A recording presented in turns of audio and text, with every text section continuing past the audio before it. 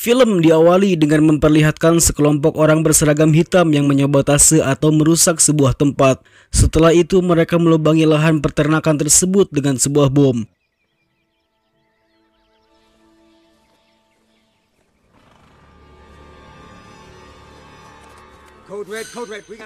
Dan ternyata lubang tersebut langsung terhubung ke dalam ruangan sebuah kantor intelijen rahasia bernama Triple X. Kemudian mereka menyusup masuk ke dalam ruangan tersebut dan membantai hampir semua orang yang ada di sana. Di tempat itu juga kita akan diperlihatkan dengan pendiri Triple X yang bernama Augustus Gibbon dan ditemani sekretarisnya yang bernama Toby.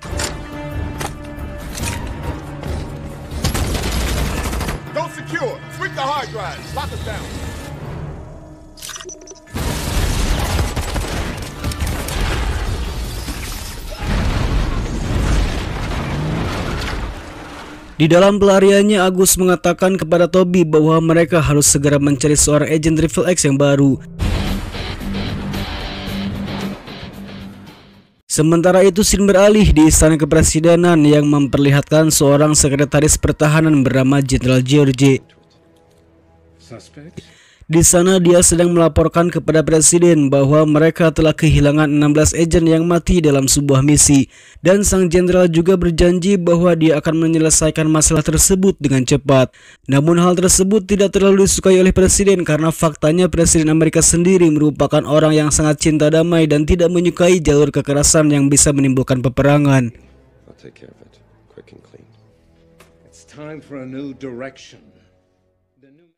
Beralih kepada Augustus Gibbon yang terlihat datang ke sebuah lapas dengan menyamar sebagai seorang pengacara. Tujuan dia datang ke sana yaitu untuk mendatangi seorang letnan yang bernama Darius Stone.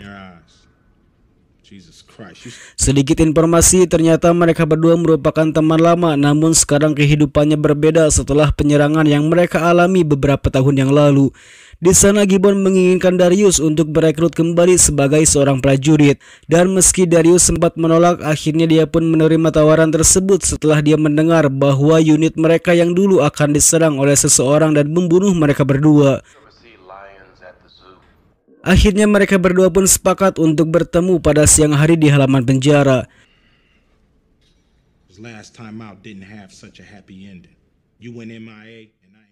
Keesokan harinya, ketika Darius dibawa oleh dua orang petugas untuk berolahraga, di situ dia langsung melihat ke arah jam yang menunjukkan pukul 12:05, lalu dia langsung menghajar petugas tersebut dan pergi dari sana.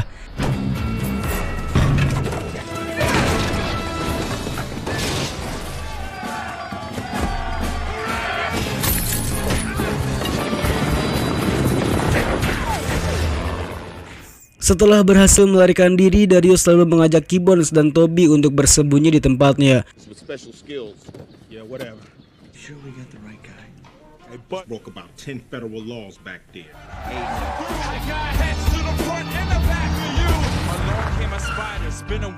Di sana dia mendatangi sebuah bar untuk menemui bosnya. Namun sayang Darius terlambat karena sekarang sang bos sedang berada di kota. Mendengar hal itu, dia pun langsung bergegas untuk pergi menemui bosnya.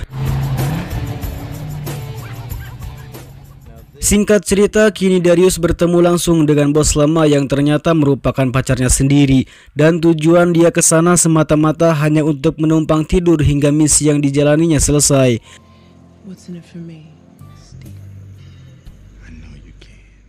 Setelah mendapatkan persetujuan dari sang bos, Darius pun mulai merencanakan misinya untuk mengambil sebuah drive yang tertinggal di peternakan kuda.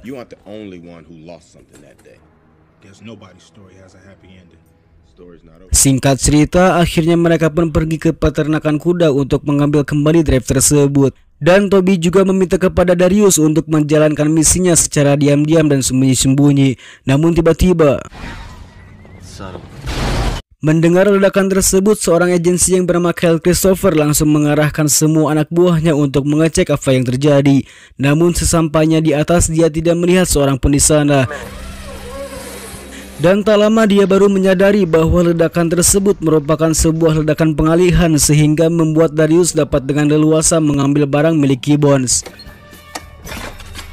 Setelah itu Toby meminta kepada Darius agar untuk pergi dari sana dan memintanya berlari sekencang mungkin, sehingga di sana terjadilah aksi kejar-kejaran saat itu juga.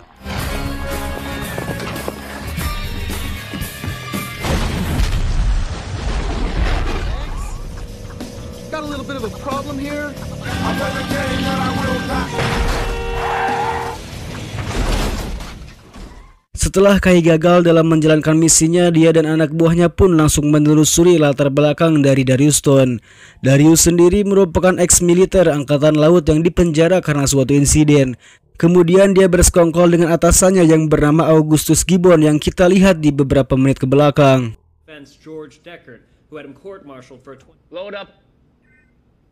Hingga setelah mendapatkan petunjuk tersebut, Kai langsung mengerahkan seluruh anak buahnya untuk segera menangkap mereka berdua. Trained sniper, top scores. Urban Reek, Secretary of Defense George Deckard, who has attorney-client, no mics. I want to know what they're doing, and I want to know now. Sementara Gibbon sendiri terlihat mengunjungi rumahnya untuk mengambil sesuatu, namun tak lama kemudian ternyata di sana sudah ada sekretaris pertahanan yang ternyata merupakan mantan atasannya sendiri.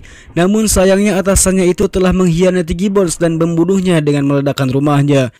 Have a drink. I took the liberty. Didn't hear You never seem to be the one doing any of the dying. because Darius Stone is going to stop me. That doesn't see he's already lost. Tak lama kemudian, berita tentang kematian Gibbons pun mulai disiarkan di televisi lokal sehingga kabar tersebut langsung diketahui oleh Cal dan Stone. It's blank, man. Investigators say an apparent gas leak triggered the explosion. The fire department was too late. Keesokan harinya, kini Gibbons secara resmi dimakamkan di sebuah pemakaman pahlawan dengan dihadiri beberapa petinggi negara sebagai bentuk bela sungkawa terhadap pahlawan negara tersebut. Eugene Gibbons died. Sementara itu, Darius dan Toby hanya bisa menyaksikan proses pemakaman tersebut dari kejauhan. So what is he doing here? Namun di sana juga Darius justru melihat seorang wanita bernama Carly yang diyakini merupakan salah satu orang yang dipercayai oleh Gibbons. Singkat cerita, setelah acara pemakaman selesai, Darius terlihat sedang membuntuti Carly dan langsung menghampirinya. Di sana Darius mulai membuka pembicaraan dan mengatakan kepada Carly bahwa mereka punya teman yang sama. Namun Carly sama sekali tidak mengenali orang yang sedang berbicara dengannya. Darius pun memperkenalkan dirinya dan mengatakan bahwa dirinya merupakan teman dekat dari Gibbons. Di situ pembicaraan mereka sempat terhenti ketika ada seorang pria botak yang menghampiri mereka. Dan ternyata dia merupakan orang yang sudah mempunyai janji dengan Charlie. Dan Charlie pun dengan berat hati harus membatalkan janjinya tersebut. Country music. Stop burning crosses. Stuff to do. Setelah temannya pergi, mereka pun kembali melanjutkan percakapan yang mana Carly menjelaskan bahwa dirinya merupakan penghubung antara Gibbons di dalam gedung Kongres.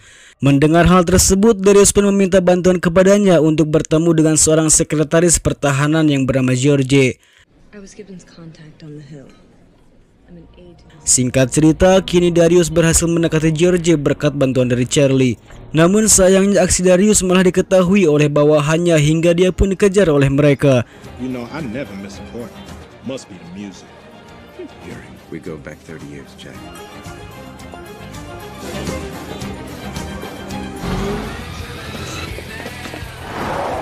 Beralih kepada Kyle yang mulai mendapatkan jalan terkait orang yang sedang dilacaknya. Whoa, wait a minute. This is your home? Sementara itu, Carly terlihat membawa Darius ke rumahnya dan meminta Darius agar turun mandi dan membersihkan diri. I'm just right down the hall. Namun saat dia keluar dari kamarnya, dia menemukan sebuah pistol lengkap dengan mayat seseorang yang ternyata merupakan saingan dari George.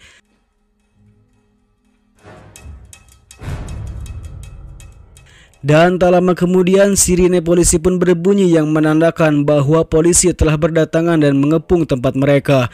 Dan faktanya semua itu merupakan sebuah jebakan yang disiapkan oleh Carly untuk menangkap Darius.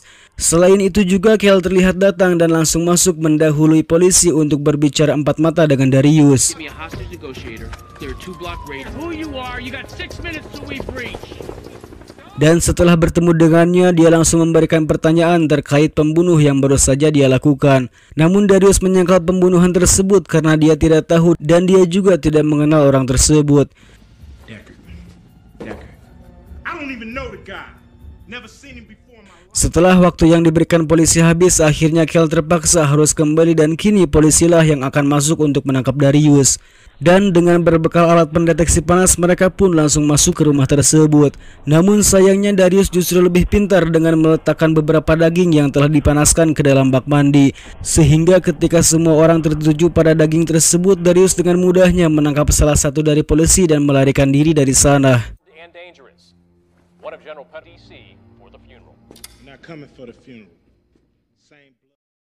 Sesampainya Darius di rumah, dia mengatakan kepada Toby tentang rencana George yang akan mengumpulkan pasukan dengan jumlah yang lebih banyak. Dan dengan pasukan yang banyak, maka dia akan membutuhkan senjata yang banyak pula. Untuk itu Darius meminta kepada Toby untuk menyusup ke dalam sistem pertahanan untuk mengetahui tentang di mana mereka akan menyimpan senjata tersebut. Setelah berhasil mendapatkan info tersebut, Toby menjelaskan kepada Darius bahwa George akan membawa pasukan dan senjatanya ke dalam sebuah kapal. Singkat cerita, kini Darius terlihat tiba di bawah kapal yang diyakini banyak pasukan George beserta senjatanya. Dan benar saja dia melihat sudah banyak sekali prajurit dengan beberapa alat berat seperti pesawat, helikopter, dan lain-lainnya. Di sana juga dia melihat Carly yang pernah menipunya waktu itu. Lalu dia langsung mengikuti wanita itu hingga mereka tiba di sebuah tempat penahanan. Dan ternyata semua pasukannya termasuk Gibbon masih hidup di dalam penjara. Namun tak berselang lama, para prajurit pun kini mulai berdatangan hingga membuat Darius harus melarikan diri dari sana. Dan di tempat itu juga terjadi aksi baku tembak yang cukup menegangkan.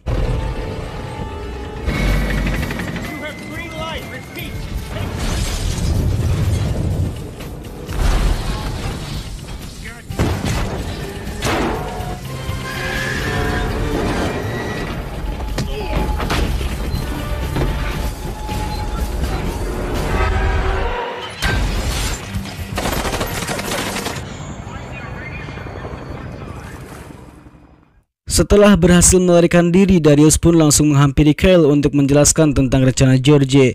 Dia juga mengatakan bahwa Gibbons masih hidup bersama beberapa tentaranya. Dia juga menjelaskan bahwa George juga menyimpan ratusan senjata serta beberapa tank dan pesawat yang disimpan di dalam kapalnya. Namun karena informasi dari Darius belum cukup, maka di sana Kyle belum bisa mempercayai Darius sepenuhnya. Akan tetapi di balik keraguannya, Kyle juga terus mencari informasi tentang kebenaran yang telah dikatakan oleh Darius. Dan benar saja, ternyata di dalam kapal tersebut dipenuhi dengan senjata untuk digunakan dalam Perang Dunia Keempat. Namun tak lama kemudian datanglah George yang langsung menabraknya agar tidak ikut campur dengan urusannya. You were the last to talk to him before. Sir, could you tell me something? Singkat cerita, kini Kyle pun mendatangi Darius untuk mengatakan kecurigaannya terhadap George. Dia juga mengatakan konspirasinya terkait rencana George untuk menjadi presiden yang baru. Kemudian ia juga meminta bantuan kepada Darius untuk menghentikannya sebelum semuanya terlambat. Namun karena lawan mereka merupakan seorang pertahanan negara, maka mereka memutuskan untuk meminta bantuan kepada beberapa kenalan Darius yang kita lihat di awal film tadi. Singkat cerita, kini tibalah mereka di lokasi yang dimaksud. Di situ mereka berdua langsung meminta bantuan terkait misi penyelamatan nyawa presiden. Namun karena mereka hanyalah orang pinggiran, maka mereka pun menolak ajakan tersebut. Tapi di sana Darius mengiming-imingi mereka dengan mengatakan bahwa mereka melakukan hal tersebut bukan untuk negara melainkan untuk mereka sendiri, dan mereka bisa mencuri mobil apapun yang berada di jalan menuju gedung Kongres tanpa ada yang melarang. Mendengar hal tersebut, dia pun langsung menyetujuinya dengan satu syarat tambahan, yaitu Kyle harus mengurus imigrasi dan perpajakan mereka. Dia juga harus membebaskan beberapa orang kulit hitam yang dipenjara secara tidak adil oleh pemerintah.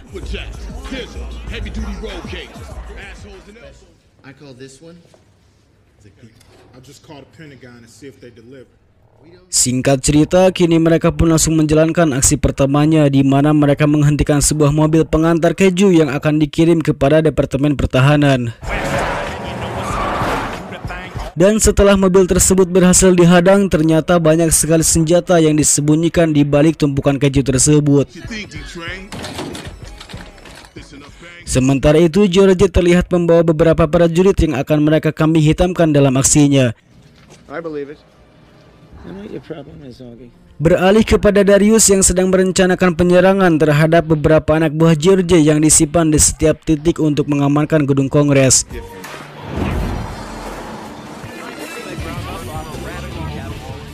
Di tempat Kongres sendiri, kini sang presiden sedang berpidato terkait kekuatan negara mereka.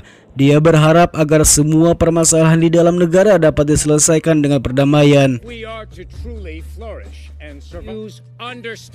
Namun ketika di pertengahan pidatonya, tiba-tiba pencahayaan lampu pun mati seketika. Setelah itu, sang presiden dibawa oleh George untuk mengamankan presiden agar terhindar dari bahaya. Hingga saat tiba di sebuah aula, pasukan George langsung menodongkan senjata kepada presiden. Dia juga berkata kepada presiden bahwa negara mereka butuh kekuatan yang baru yang bisa membuat negara mereka tidak terlihat lemah dan terhindar dari penyerangan negara lain. Di sisi lain, kini pasukan Darius pun mulai berdatangan ke tempat tersebut.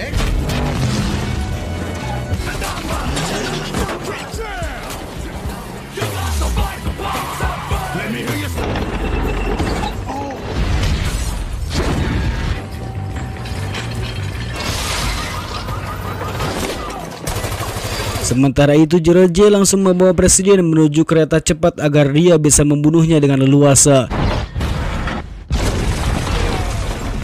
Sementara di sisi lain, Darius berhasil mengamankan aula dan membunuh semua pasukan yang ada di sana. Navy SEALs high scores.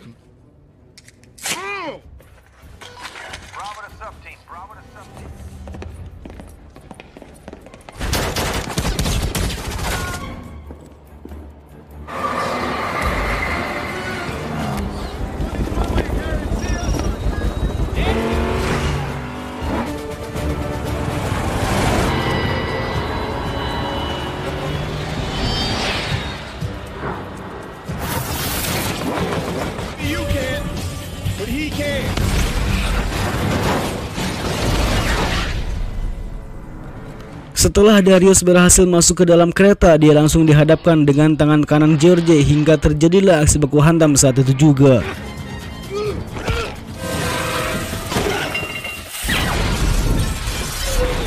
Mengetahui anak buahnya sudah mati, George kembali membawa presiden hingga akhirnya dia bertemu dengan Darius Stone.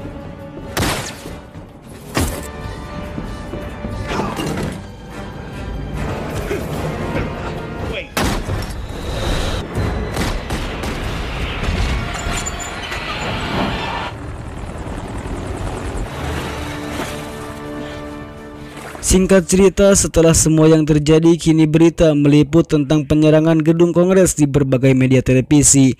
Dan George yang menjadi otak semua ini justru dianggap sebagai pahlawan yang gugur dalam misi penyelamatan sang presiden.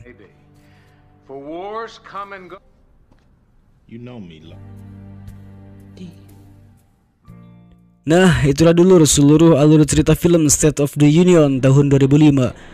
Jika ada kesalahan dan saran, silahkan tulis di kolom komentar. Sekian dari saya mengucapkan terima kasih.